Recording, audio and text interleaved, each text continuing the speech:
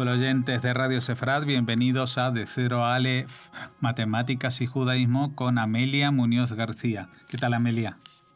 Buenas tardes. Pues hoy nos vas a presentar un personaje bastante cercano en el tiempo. Él vivió durante el siglo XX, Sidney Goldstein, ¿no? Trabajó en varios países, también en Israel, en Estados Unidos. ¿Quién fue? Bueno, pues este hombre, uno de los más importantes investigadores en matemáticas aplicadas del siglo XX, en particular en dinámica de fluidos. Y como dinámica de fluidos tuvo mucha importancia a lo largo, sobre todo de finales de los años, o sea, a finales de los años 30, principios de los 40 y tal, pues todo lo que él hace va a tener una repercusión importante y va a fijar un poco en las pautas de lo que se va a investigar después.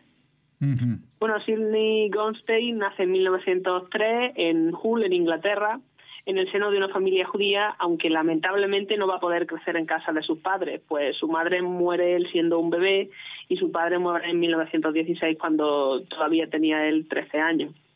Goldstein lo que va es a criarse en casa de una hermana de su madre, que en su día lo apunta al Beth College School, una escuela bastante prestigiosa de Sutherland, del noreste de Inglaterra. Allí va a completar el instituto en 1921 para pasar a estudiar matemáticas en la Universidad de Leeds, una ciudad del condado de Yorkshire Oeste, también en Inglaterra. Bueno, allí Goldstein va a conocer a Selig Brodetsky, que va a ser una de las influencias más grandes en la vida de Goldstein, por varios motivos.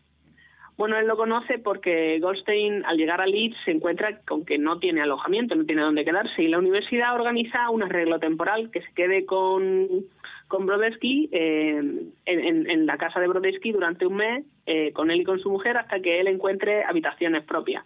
Esto es así porque Brodetsky era un profesor que trabajaba en la universidad de matemática aplicada, entonces hasta cierto punto el arreglo tenía sentido. Y bueno, no tardan en hacerse amigos y Brodetsky lo introduce tanto en su rama de estudio, en las matemáticas aplicadas, como en el movimiento sionista, del cual Selig va a formar parte. Antes de que hubiera pasado un año, está claro que Leeds se le va a quedar muy pequeño a Goldstein, así que este decide trasladarse a Cambridge y va a ser aceptado en el St. John's College en 1922, donde se graduará 3 años después tras hacer los exámenes de matemáticas que organiza la Universidad de Cambridge. Saca tan buenas notas que para el curso 1925-26 va a obtener la beca de estudios Isaac Newton, que él va a emplear en iniciar el curso de posgrado. Este mismo curso, Goldstein se va a casar con Rosa Sachs, que también estaba llevando a cabo sus estudios de doctorado en Cambridge, específicamente en física química. Y durante el año 1927 va a ganar el premio Smith, que le va a permitir continuar estudiando hasta obtener el doctorado en 1928, con una tesis sobre funciones de Mathieu, teoría y aplicaciones de funciones de Mathieu. Bueno, pues estas funciones son aquellas que solucionan la ecuación diferencial de Mathieu, que es un poco difícil de enunciar a viva voz, pero que surge en muchos contextos, como en estabilidad de raíles de tren y los trenes que van sobre ellos, en dinámica de poblaciones que dependen de estaciones o de alguna restricción, de la ecuación de onda tetradimensional y de la teoría de Floquet sobre estabilidad de ciclos acotados. En general va a surgir en ecuaciones diferenciales separables en coordenadas cilíndrico-elípticas. Y son difíciles de utilizar, la verdad, porque es prácticamente imposible de representar desde un punto de vista analítico de manera sencilla. Entonces, gracias a este trabajo, a Goldstein le van a conceder la beca Rockefeller, que él va a emplear en irse a Göttingen. Y ahí descubre los estudios que estaban haciendo Pratt y Betz, un ingeniero y un físico respectivamente, sobre el flujo de fluidos en estructura aerodinámica y dinámica de vorticidad.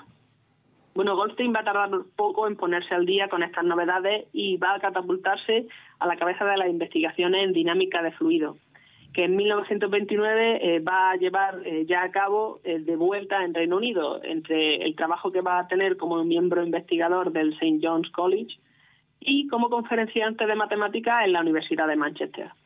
Eran 2 trabajos que iba llevando a la vez y bueno, tengamos en cuenta que la distancia que hay entre Manchester y Cambridge son 260 kilómetros, o como dicen los ingleses, 160 millas, que él va a tener que recorrer por carreteras y por coches mucho peores que los que hay actualmente. Entonces, si a eso le sumamos el hecho de que los Goldstein ya tenían hijos, 2 niños pequeños, no es de extrañar que Sidney estuviera encantado de aceptar un trabajo a tiempo completo en Cambridge poco después. A pesar de que quizá quedarse en Manchester le hubiera venido mejor, hubiera sido lo más sabio, por 2 motivos. Por ser Manchester un centro de investigación sobre dinámica de fluido a nivel mundial, que él había además ayudado a fortalecer, y por otra parte porque Manchester no cuenta con ese superávit de genios por metro cuadrado que tiene la Universidad de Cambridge y que limita un poco las perspectivas profesionales de todo el que esté trabajando allí. Bueno, por otro lado, el traslado a Cambridge va a facilitar que en 1932 fuera elegido editor de el Modern Development in Fluid Dynamics, desarrollo moderno en dinámica de fluido, que va a ser un exigente trabajo que va a ocupar 5 años de la vida de Goldstein hasta que sale el libro en 1938, en el que no solo va a estar editando, sino que también va a contribuir a una obra que va a resultar de gran trascendencia por la minuciosidad con la que trata un tema que va a terminar volviéndose fundamental en los años venideros. Bueno, Goldstein pasa 8 años enseñando felizmente en Cambridge, desarrollando un plan de estudio acorde a sus intereses e investigando, por supuesto, y además va a ser elegido miembro de la Real Sociedad de Londres en 1937, 2 años después de que recibiera el título Stock Lecturer a la calidad como docente y el premio Adam por su calidad como investigador, también en 1935. Bueno, además de ser elegido miembro de la Real Sociedad de Londres, él va a estar trabajando allí y así van a ir las cosas cuando en 1939 estalla la Segunda Guerra Mundial. Bueno, justo antes había estado empleando 1 año como investigador en el GALCIT, en el Instituto de Aeronáutica de Guggenheim, el Instituto Tecnológico de California, que va a ser, él va a poder emplear el año en eso gracias a una beca Leverhulme de investigación. Y sin embargo, cuando estalla la guerra, el matrimonio Goldstein decide volverse de vuelta a Reino Unido porque tenían muy claro que querían formar parte de los esfuerzos de guerra. Así que vuelven a su casa y allí Goldstein va a aceptar un puesto en su alma mater como miembro líder de la División de Aeronáutica del Laboratorio Nacional de Física, dedicándose a investigar sobre aerodinámica y sus aplicaciones prácticas. En particular va a trabajar sobre teoría de capa límite. En mecánica de fluidos, la capa límite o fronteriza de un fluido es la zona donde el movimiento de este fluido va a estar perturbado por la presencia de un sólido con el que está en contacto. Se estudia para analizar la variación de velocidad en la zona de contacto entre el fluido y un obstáculo que se encuentre dentro o por el que el fluido se está deslizando. Sin embargo, poco después del retorno de los Goldstein a su casa, Rosa y los 2 hijos del matrimonio se van a ir a Estados Unidos debido a la amenaza que supone el Tercer Reich. Estaban particularmente preocupados por las amenazas que estaba habiendo a niños judíos. Así que Rosa, que venía trabajando en la RAE, en el Royal Aircraft Establishment, afortunadamente le van a ofrecer un traslado a Washington para trabajar en la Comisión Británica del Aire que hay allí y se va a ir. Así que Goldstein se queda él solo trabajando con una gran cantidad de equipo de computación que recién había adquirido el gobierno británico. No solamente maquinaria, sino también gente haciendo cuentas con lápiz y papel. Bueno, ¿por qué va a ser esto importante? Pues hay que tener en cuenta que las matemáticas aplicadas se concentran en la resolución de problemas concretos, basándose parcialmente en el manejo de datos, a veces de grandes cantidades de datos. Unos años antes esto era prácticamente imposible, debido a la falta de potencia de computación.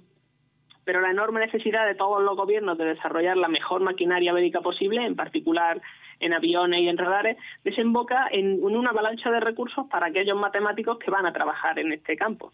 Y Goldstein no va a dudar en sacarle todo el partido posible a los nuevos equipamientos disponibles. Por ejemplo, los túneles de viento con los que van a dotar a la universidad. Entonces, cuando por fin acaba la guerra, Goldstein va a tener la oportunidad de volver a Cambridge, pero va a decidir irse a Manchester, donde le han ofrecido la cátedra Beyer de Matemáticas Aplicadas, con la idea de que ayude a elevar el departamento a Centro Internacional de Estudio de Dinámica de Fluidos. Dado que Goldstein ya era considerado uno de los investigadores líderes, era una idea bastante razonable. Y allí va a permanecer entre 1945 y 1950. Y es que en 1950 Israel va a ganar la guerra de independencia y una de las consecuencias va a ser la necesidad de construir rápidamente facultades que puedan responder a las exigencias de la gran cantidad de población que va a llegar a Israel. A Goldstein le van a ofrecer un puesto en el Technion, en el Instituto Israelí de Tecnología en Haifa, como profesor de matemática aplicada y como catedrático del Departamento de Ingeniería Aeronáutica. Todo parecía indicar que Goldstein se iba a quedar en Israel durante mucho tiempo, quizá de manera permanente, gestionando en pequeña medida recursos humanos y también reclutando, pero sobre todo diseñando planes de estudio a la par que continuaba él con su trabajo como investigador y daba clases. Bueno, lamentablemente en 1951, un año después de que Goldstein llegue a Israel, muere Kaplansky, que va a ser el presidente de la universidad, y Goldstein se ve forzado a ocupar un puesto administrativo de alto rango, y esto a él no le va a gustar porque a él, como muchos otros matemáticos, prefieren concentrarse en lo que es investigación y dejar un poco la administración de lado y terminan agobiándose si no pueden continuar, entre comillas, con el nivel que ellos mismos se exigen. Eventualmente la presión del trabajo va a poder con las fuerzas de Goldstein, que en 1955 decide aceptar un puesto en Harvard y va a ocupar la plaza Gordon Mackay, donde va a retirarse 15 años después, en 1970. Bueno, Goldstein va a ser reconocido a lo largo de toda su carrera como una de las mentes más influyentes en matemáticas aplicadas, y en particular a dinámica de fluidos a lo largo del siglo XX. No he hablado de muchas de sus publicaciones, pero lo cierto es que tenía muchísimos artículos reconocidos por su calidad investigadora y de vez en cuando daba cursos o conferencias de las cuales se tomaban notas y se publicaban con carácter de libro. Algunos de los reconocimientos que va a recibir Goldstein va a ser nombrado miembro de la Real Sociedad Finlandesa de la Ciencia en 1975, de la Neerlandesa en 1950, y además de ser miembro del St. John's College, lo va a ser del Instituto Weizmann de Ciencias de Rehovot, en Israel, en 1971, miembro de la Real Sociedad Aeronáutica en 1971 también, y del Instituto de Matemáticas y su aplicación en 1972. Además va a recibir numerosos doctorados honoríficos y va a ser conferenciante del Congreso Internacional de Matemáticas de 1950 en Cambridge, sobre dinámica de fluidos, por supuesto. Y va a recibir en 1965 la medalla Timoshenko de la Sociedad Americana de Ingenieros por su trabajo en matemática aplicada a mecánica. Tras retirarse, Goldstein va a aparcar un poco las matemáticas, lo cual tiene sentido porque llevaba 50 años de seguido investigando, pero va a seguir involucrado en el movimiento sionista hasta su muerte en Brocktown, Massachusetts, en 1989. Pues vemos que es una vida que ha fluido de forma muy dinámica, como los parámetros que él investigó, y que tanta influencia han tenido, por ejemplo, en el diseño aeronáutico, ¿no? Supongo. Sí, en efecto. Bueno, pues con esta biografía tan rica, tan extensa y tan fructífera, pues te agradecemos que nos hayas acercado a Sidney Goldstein y esperamos volver a comunicar para seguir hablando de otro matemático de origen judío dentro de 2 semanas. Muchas gracias, Amelia Muñoz García. Gracias a ustedes.